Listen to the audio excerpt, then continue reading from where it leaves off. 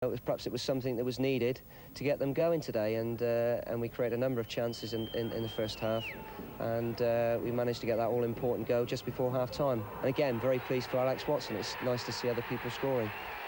The ball was played in. I think it was a cross. It's played into Gary's feet. He was shielding it well. I think he's being kicked from behind. I think the referee was in two minds whether to give a penalty or not, and it's just bounced free. I've just swung my foot a bit early and it's finished in the back of the net, and the referees give the goal rather than the penalty, I think.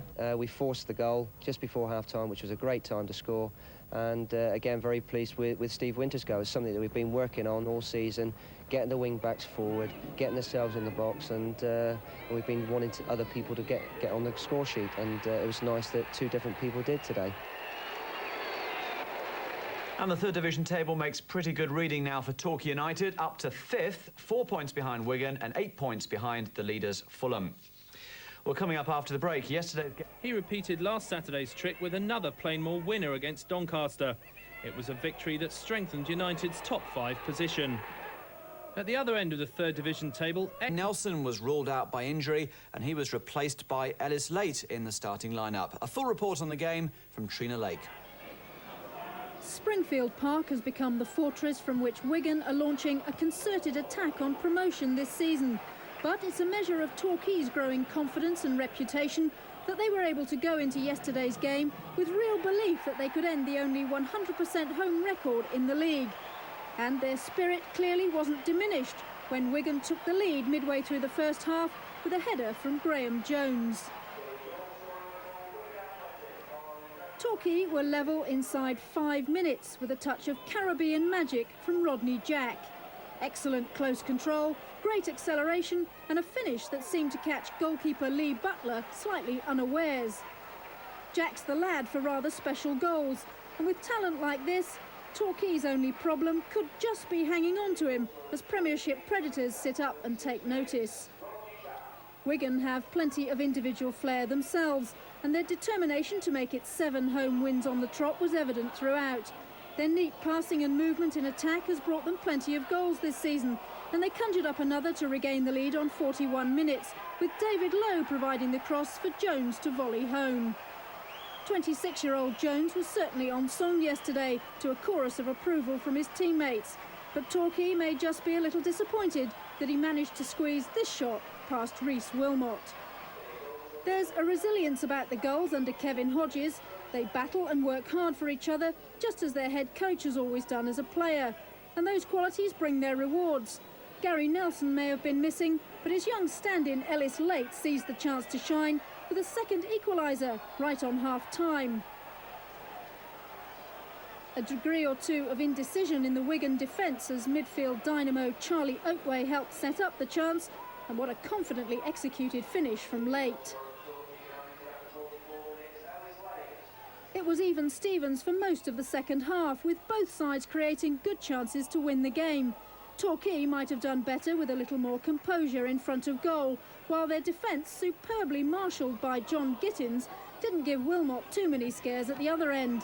And when he was called on, the experienced keeper was equal to most things Wigan could throw at him in their desperate search to maintain that impressive home record.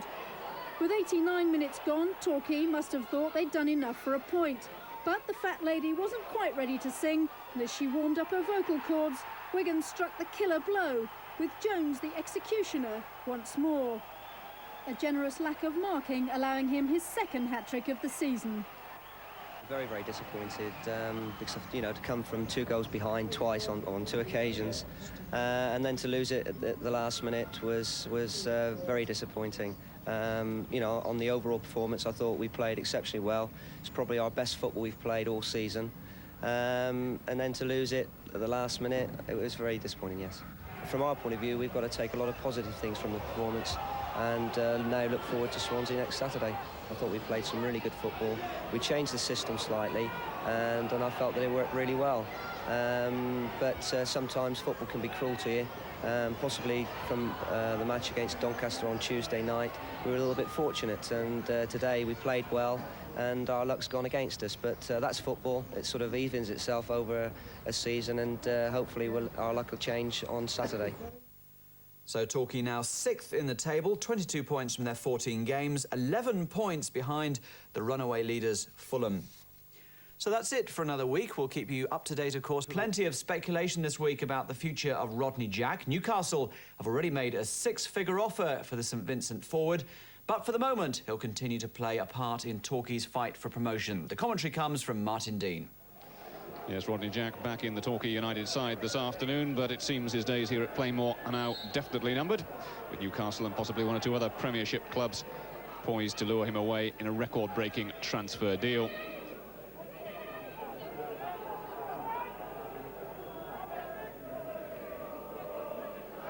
Plenty of men forward for Torquay. Jack can find space to get a cross in. He's going for the byline. It certainly looked as if he was pulled back by Mark Claude. Torquay have a free kick. Not the way it is who swings it in. A little back heel was from Watson. It might come for Jack. Takes a deflection, might come for Watson. Freestone with the save. And eventually it's Christian O'Leary who gets it away. Well, that seemed to bobble around almost like a pinball game in that Swansea penalty area.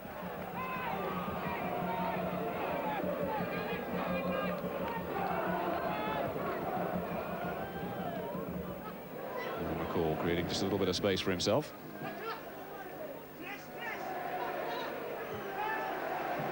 Play from McCall. Late is onside. Now Jack, Hathaway outside him. Chance for Hathaway perhaps to get a shot in here. And just into the side netting. Well, a good build-up from Torquay, which possibly deserved a goal.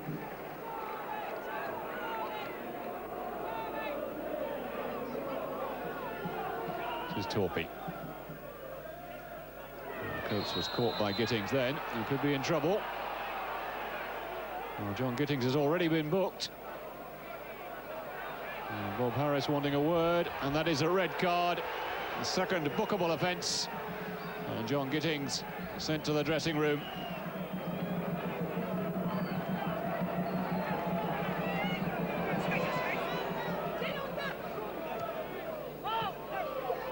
Brown playing it forward for Torquay. Now Penny. Brown's taken up a position on the far post. Penny might not need him. Oh my goodness. Well, you can't get much closer than that. Good move from Swansea. And David Penny very much at the heart of it.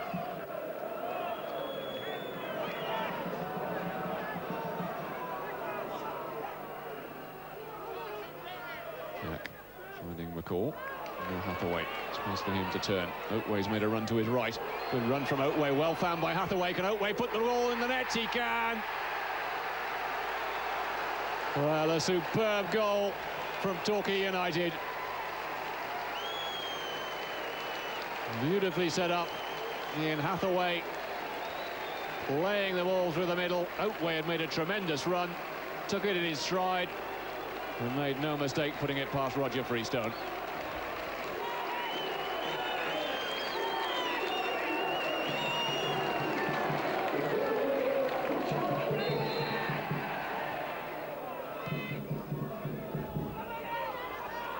This is Jones. And that's over Winter's head. Comes for Brown. Good chance. Good save. Well, Rhys Wilmot coming to Torquay United's rescue then. Anton Brown will be disappointed. Really was a golden opportunity. Winter just failing to cut the ball out. Brown had time and space. He struck it pretty firmly, but I suppose at a nice height for a goalkeeper. Wilmot doing well to turn it round the post.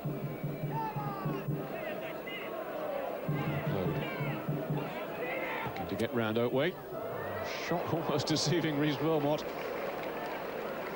Those that just seem to take an age to get to him, really. Just taken a deflection off Oatway. Wilmot seemed to be waiting and waiting and waiting for it. And it came. Almost dropped it. And Rodney Jack looking to get away. Can Jack make the game safe? Yes, he can. Well, Rodney Jack crowns what could be a farewell performance for Torquay United. I would like to play in the Premiership. Sometimes when I watch it on telly, the amount of space that you get to attack the defenders, you don't get that in third division here. everyone is always on your case. So it always was my dream to be playing at the highest level. 2 great goals. Absolutely delighted for Charlie Oatway. You know, he works extremely hard. He gets himself into some great positions. It's things that we've been working on throughout the season, and you know, up until now he's just missed out. And today I'm delighted for him to score such a superb goal. Torquay strengthened their position then near the top of Division 3. They may be 9 points behind leaders Fulham, but the Gulls well on course for a playoff slot. They've also got a fascinating FA Cup first-round tie to look forward to. They'll play Luton, Plymouth are at home to Fulham, and Exeter. And Tuesday's win at Mansfield certainly didn't harm the cause at all. Reporting on that. To be reckoned with a 2-1 win at Mansfield. Ian Hathaway's 8th-minute opener was followed by the now customary extravagant celebrations. But those smiles were wiped away just after the break. Mansfield's equaliser came after a series of near misses. At first, it looked as if the ball might be cleared, but might isn't good enough. Ben Sedgemore's cross was nodded home by Simon Wood. The Torquay side of last season would probably not have bounced back, but Kevin Hodges' outfit deservedly took all 3 points with this terrific strike from Gary Nelson. Exeter them against Luton Orient. Torquay player coach Kevin Hodges hoping to celebrate his Manager of the Month award for Division 3 in style. Gary Nelson back in the side, and watching the match for us, Tom Skippings. Winter does well. Nelson trying to lay the ball off, but can't control it. And here come Orient with Griffiths up towards halfway. Turns away from Barrow. And then turns inside Hawthorne. And here's Danny Chapman for Orient, taking on Lee Barrow. Gets a cross in, good low cross in, and Griffiths with the shot. It's not cleared yet. Still not away. Griffiths across the face of the goal. I'm not sure that Gittins got a touch. Ayerinde trying to get it back in. And eventually it's cleared. And a real scare for Torquay after just 5 minutes. The ball knocked in by Danny Chapman towards the near post. And there was Carl Griffiths on loan from Peterborough, his first game for Orient. And he got the shot in. It wasn't cleared. A second bite of the cherry and across the face of the goal.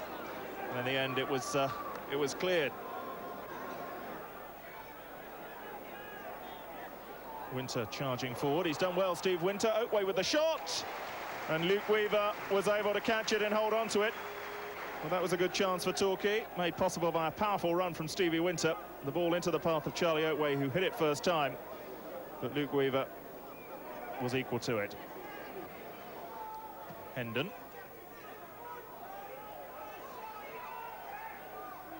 And Barrow has left it for Wilmot, and he hasn't gathered it, and it's slotted into the net by Carl Griffiths.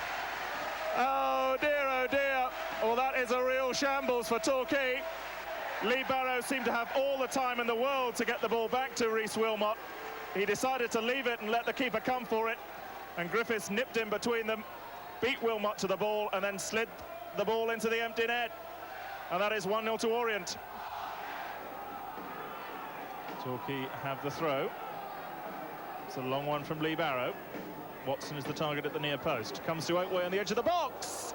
Charlie Oatway with the shot. And he struck it sweetly first time on the volley from the edge of the penalty area.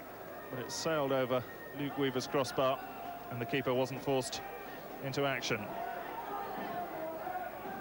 Hawthorne. Glanced on by Hathaway. Shearer jumping for it.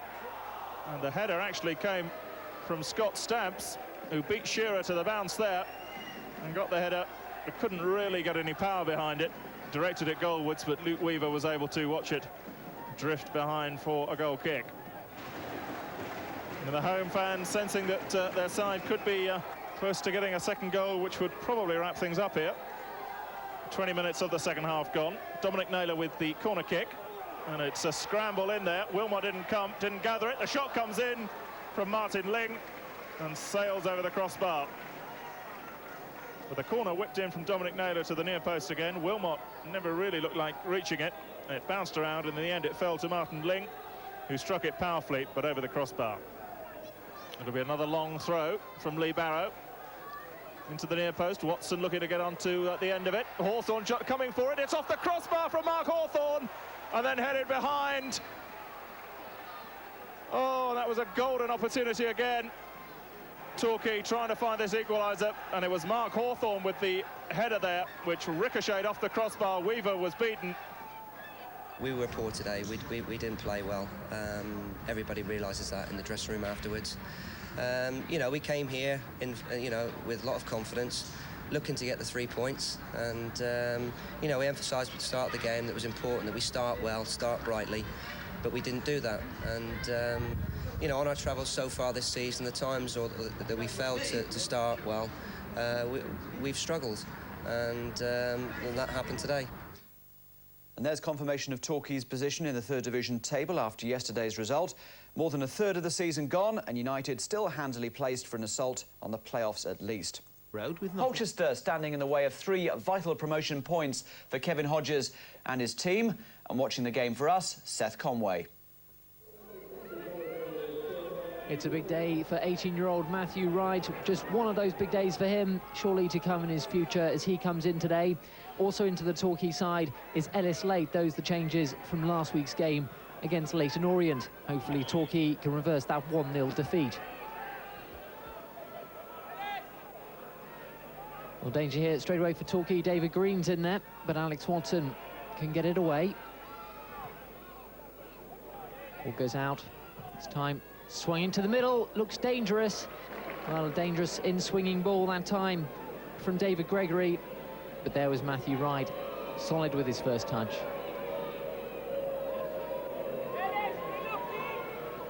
Wright gets his chance. Swings it in, looking towards Ellis Late. It's going to fall to Winter. Took a slight deflection, I think, off Charlie Oakway, but Emerson pushed it around the corner. The ball dropped down there to Steve Winter. Really, he was just upon it too soon, and Carl Emerson was taking no chances. To John Taylor, his strike partner. Back to Reinhardt. This time they let Taylor go it alone. He's turned Lee Barrow, and a shot just off the top of the crossbar by John Taylor. Well, the Torquay defence backed off. They let John Taylor run. And in the end, Rhys Wilmot just saw the ball glance off the top of his bar. Back to Hathaway again. This time in towards the goal. Carl Emerson happy to see it go into his arms, off his chest. Well, as the ball came in, there was Charlie Oakway, who shot in around the back, but he couldn't quite get a good connection. Watson.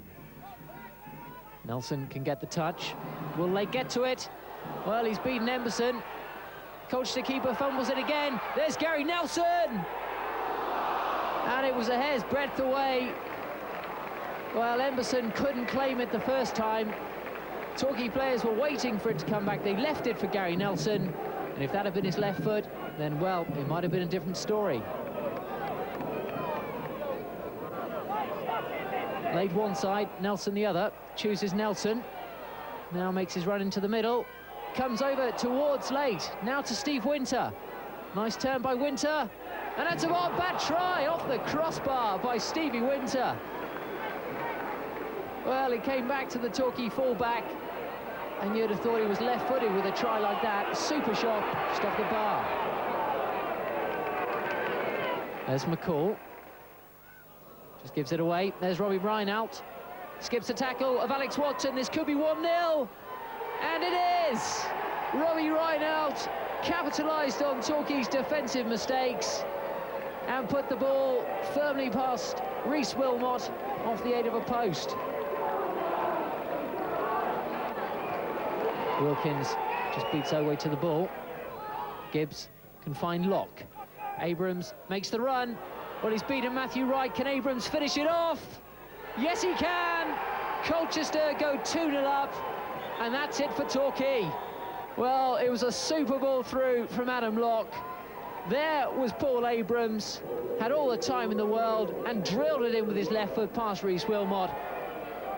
Obviously, I'm disappointed with the final outcome, but on the overall performance, I thought we played well.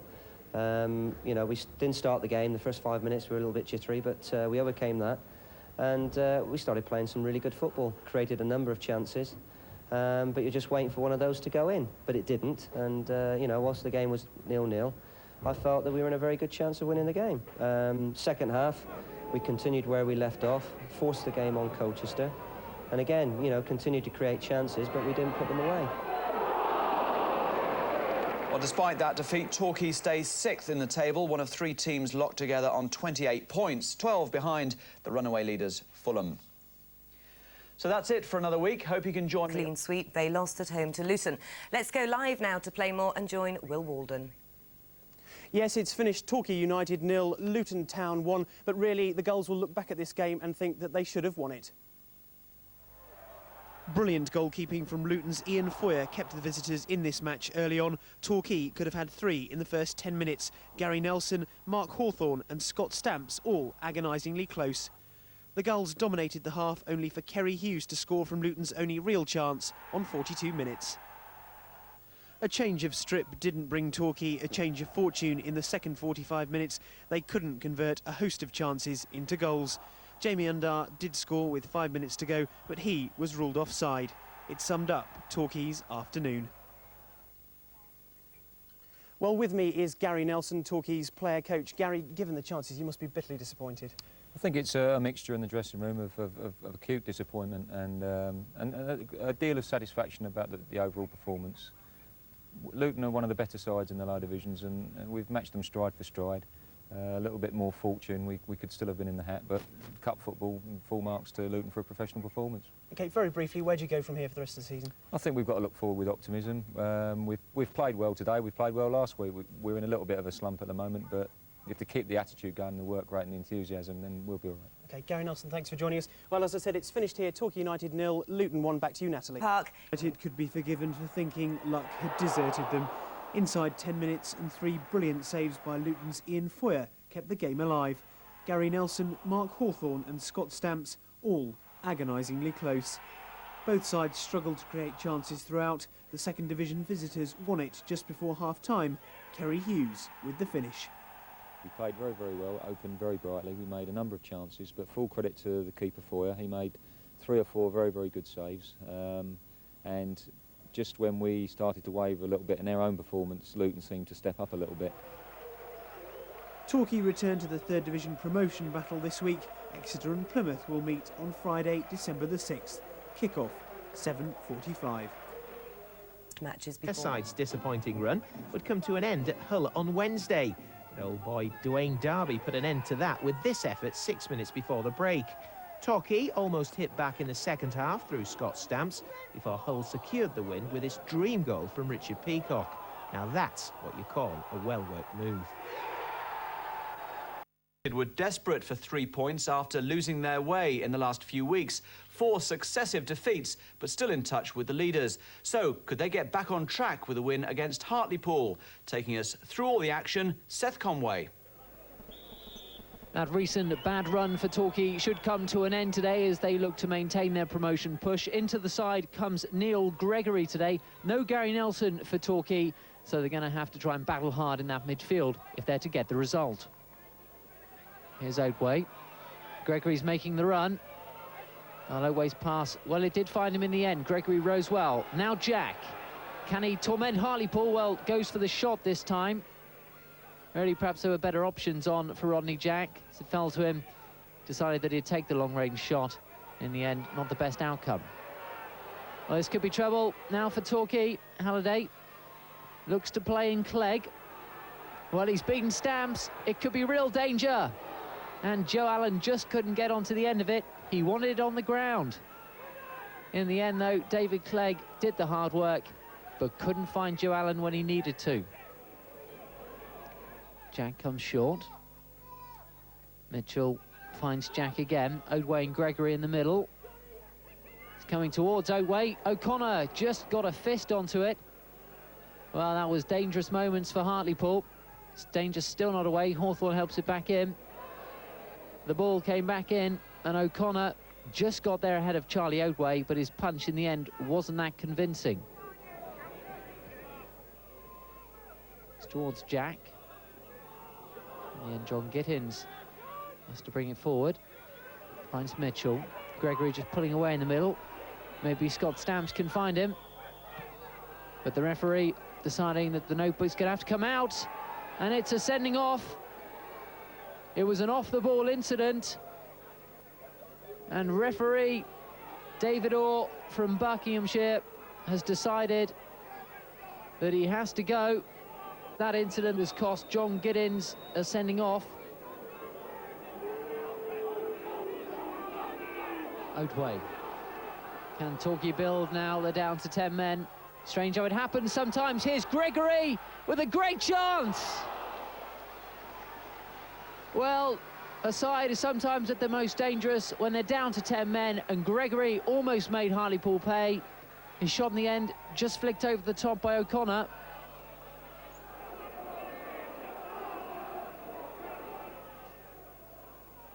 Macaulay swings it in. There's McGuckin with the header, and it's gone in. But the celebrations are curtailed as the linesman's flag is up. Ian McGuckin had thought he'd put Hartlepool 1-0 up, but in the end, Joe Allen was there almost on the goal line, and the linesman said he was in an offside position. Denny Ingram, sold short there by Cuba. Otway finds Jack. Well, Hartlepool won't like this. Rodney Jack running at them. And in the end, Jack had Neil Gregory shouting for it on this side. Jack, though, deciding to run it alone. Gregory, but Lee powerful with the header. Mark Hawthorne now. To Rodney Jack. Jack just weighing up the options. Might be that Steve Winter's on. He is. Winter goes for the low shot, and O'Connor had to hold on. Well, Steve Winter can pack a punch with a shot when he has to, and on that occasion, it was just too straight at the keeper. Rodney Jack now on the chase. Well, this is when Rodney Jack's at his most dangerous. He finds Neil Gregory now. Hawthorne makes the run. Gregory will shoot. And in the end, Steve Winter looked the better option for Neil Gregory. The ball came through to him, took it onto his right peg, and as Steve Winter shouted, he ignored him and blasted over. Really the last chance of the game now for Hartlepool. Macaulay swings it in. There's the header from Allen, and Hartlepool have snatched it in injury time. Well, the corner came in from Macaulay. There was Joe Allen, unchallenged, to place his header past Rhys Wilmot and really seal it for Hartlepool. Well, Torquay will be questioning their defending. Joe Allen won't, and those Hartlepool fans are pleased. Obviously, we were going into the game hoping to turn the corner. And, you know, obviously with young Neil Gregory joining us, we thought we were going to have something to celebrate today, but unfortunately it wasn't to be. We went down to 10 men. And to be fair to the lads, you know, they worked hard. I thought we were going to get something out of the game, but it wasn't to be. We conceded a late one from a corner, from a set piece. That was disappointing because we had a little bit of a let-off early on, and we didn't really learn from it. So both Torquay and Exeter now in the middle third of Division 3. Torquay 9th with 28 points, Exeter 16th with 24 points. Well, chairman Mike Bateson revealed this week that the club is losing £3,500 a week, and after 5 successive defeats, they really needed to get back on track with a good result at Swansea. Our commentator at the Vetch, Alistair Mann. Neil Gregory, number 10 there, just out-jumped by Keith Walker. And the ball was rather teased into the path of Jack, but fortunately Swansea had time to clear after some early hesitancy. A little bit of early pressure there, and Charlie Otway, a former Cardiff City man there, with the curling, looping ball into the area. There was some confusion in it, but fortunately Swansea had time to clear the danger.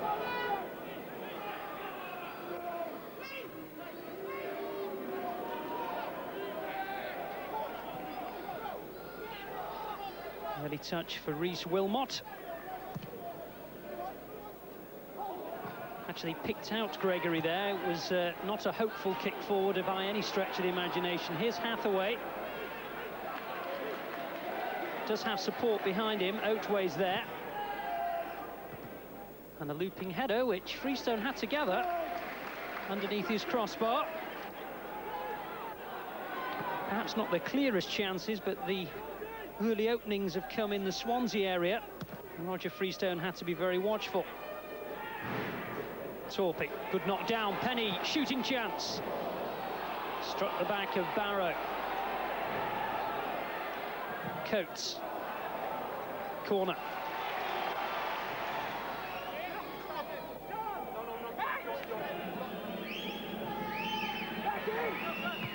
Again, Jones was fairly nearby. Comes for O'Leary, took a deflection and goes in.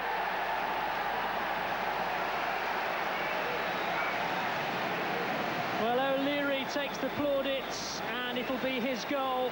But to be fair to Rhys Wilmot, it did take a heck of a ricochet on its way into the corner of the goal. Not that that matters to Swansea. Penny's corner, headed away. And Gittins just gave it to the man on the edge of the area, waiting for just such an opportunity. And O'Leary's kick floated beyond Wilmot. Watson, out-jumped by Torquay. Jack. Moreira missing it, and the shot wasn't a bad one from Otway. Well gathered in by Freestone. Bounced around and sat up for a shot. But Freestone had a good view of it.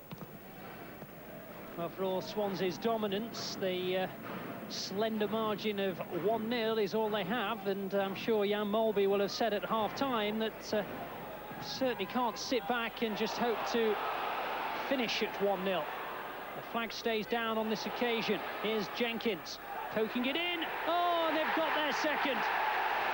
Torquay. Jenkins the provider, and he's delighted with it. And Torquay the scorer. And they've started the second half just as Jan Molby would have required. Jenkins down the right-hand side, nipped it just inside the legs of Scott Stamps. And with Stamps completely wrong-footed, it was a toe-bung cross, but it was effective. And Torquay's header was a beauty. Moreira feeds Coates again. A lower one this time. Moreira with the second chance. It's a good one into. Heggs got the touch, and Wilmot got the save. Heggs with the hands on the head. Swansea very much on the ascendancy now. Lovely ball in by the Portuguese player, and Wilmot left it late.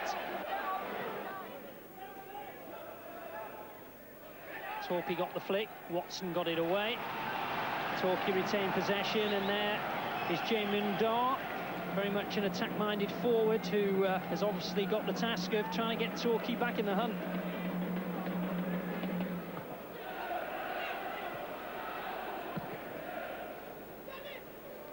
Here he is, plenty of pace on the young man. Good ball in too, well, almost in for Jack. Dangerous ball in towards the near post. And good challenge by Jones. Good skills by Thomas.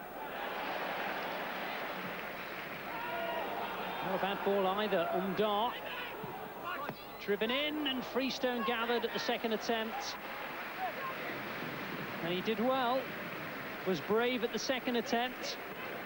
Good firm driven ball by Umdar. Freestone couldn't hang on to it, but did on the second occasion. It certainly wasn't the best today, but having said that, you know, it's a long season and we've got to keep going, keep working hard and look to turn it around. I thought we started nice and brightly the first 15 minutes. We got a number of crosses in, but again, you know, we got caught with a set piece, a corner against. Again, a lack of concentration. We didn't pick up early and conceded a goal from that, and then obviously it's an uphill battle from then on. So Torquay drop into the bottom half of the table for the first time this season. They're now just 3 points ahead of their Devon rivals, who picked up that valuable point at Hartlepool. Well, that's just about it for now. Plenty of football coming up on West Country Live. A crowd for the visit of Scarborough. Admission prices slashed this week in an effort to persuade the missing fans to give up the joys of Christmas shopping and watch some third division action instead. On the field, Torquay could certainly do with a win or two, and Seth Conway was in the commentary box. Sales have come early at Torquay, but the lower-priced football on offer hasn't tempted that many. On the pitch, the goods, though, are depleted as injuries force changes in the United side. Manager Kevin Hodges names himself in the squad, but there's no place for Jamie Undar. Hathaway. Jack calls for it. He's got it. Neil Gregory's shouting in the middle. What can Rodney Jack do? Well, he's whipped in the cross. In the end, Rodney Jack perhaps could have done a little bit better. Wilmot gets it half forward. Hawthorn helps it on its way. Stamps looking for Jack to chase. Under pressure from Hick.